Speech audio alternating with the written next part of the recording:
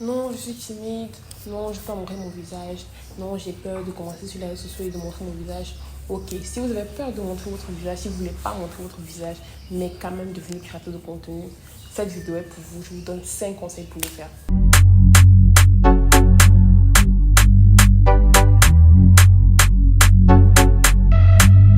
Il est véritablement possible de réussir sur les réseaux sociaux sans montrer son visage. D'ailleurs, même si vous avez une entreprise et que vous ne voulez pas vous mettre en avant et si vous voulez absolument juste mettre l'entreprise et le produit en avant, c'est le moyen parfait justement pour le faire. Et vous savez que quand on crée du contenu en montrant son visage, il y a beaucoup de paramètres à prendre en compte.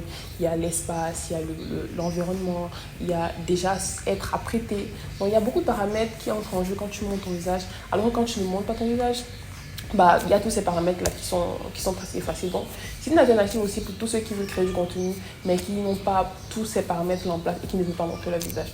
Donc, je vais vous donner 5 conseils pour le faire. Le premier conseil est bien choisir sa niche. Il faut savoir que ce n'est pas dans toutes les niches que tu peux ne pas montrer ton visage. Certaines niches demandent vraiment un contact et un contact intime avec sa communauté. Ça demande vraiment que tu puisses quand même montrer ton visage pour justement créer un lien plus fort avec la communauté. Mais il y a des niches, par exemple, où ce n'est pas forcément nécessaire.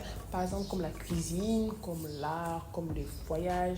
Ou bien, comme je disais tout à l'heure, si tu veux juste promouvoir ton entreprise ou bien ton produit, c'est le moyen parfait. Tu vois, tu peux utiliser d'autres personnes pour pouvoir mettre ton produit en avant sans pour autant toi être derrière.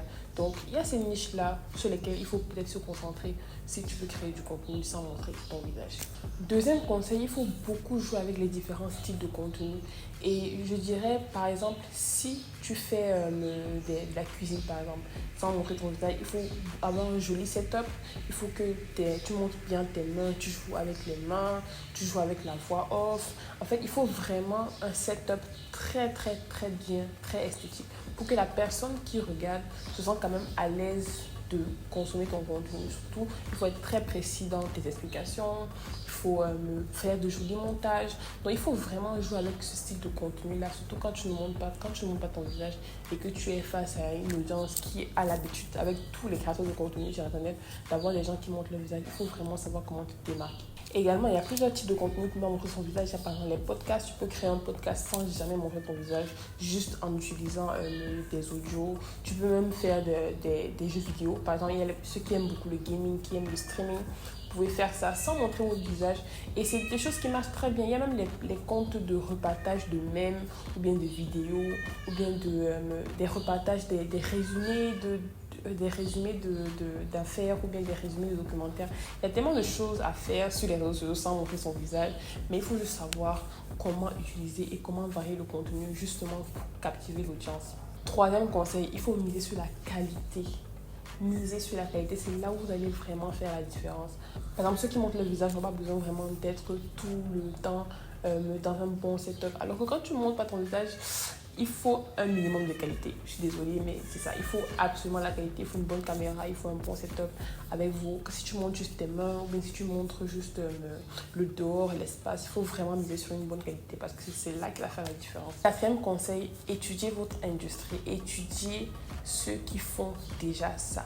N'allez pas réinventer le fil à couper du beurre. Regardez ce qui se fait déjà de bien. Faites la même chose. Aussi simple que ça. Regardez des comptes qui font du contenu sans montrer le visage. Regardez ce qu'ils proposent comme contenu. Regardez si c'est les réels qu'ils proposent. Et faites juste la même chose. Ça ne sert à rien de vouloir recréer le monde. Tout le monde, les gens le font déjà, que ce soit aux États-Unis, que ce soit en Europe, que ce soit en Afrique. Les gens font déjà du contenu sans montrer leur visage.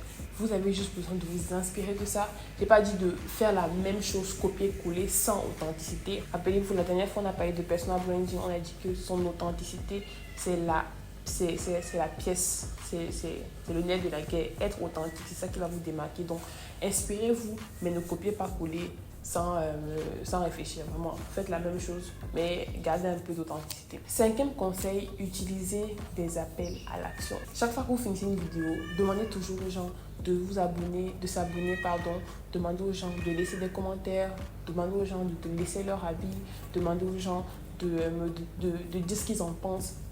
Il faut toujours demander à la fin de la vidéo ou bien à la fin d'un contenu, que ce soit un carrousel ou bien un article, demandez toujours aux gens leur avis, leur retour par rapport à ça. Donc voilà, c'était 5 conseils pour tous ceux qui veulent créer du contenu sans montrer leur visage et qui ont envie quand même de partager leur passion, de partager ce qu'ils aiment faire. Donc voilà, j'espère que cette vidéo vous a été utile. Dites-moi en commentaire si vous voulez d'autres contenus de ceci, si vous avez des sujets dont vous voulez que je parle. N'hésitez pas à me dire ça en commentaire. On se retrouve très vite pour une nouvelle vidéo. D'ici là, portez-vous bien. Ciao.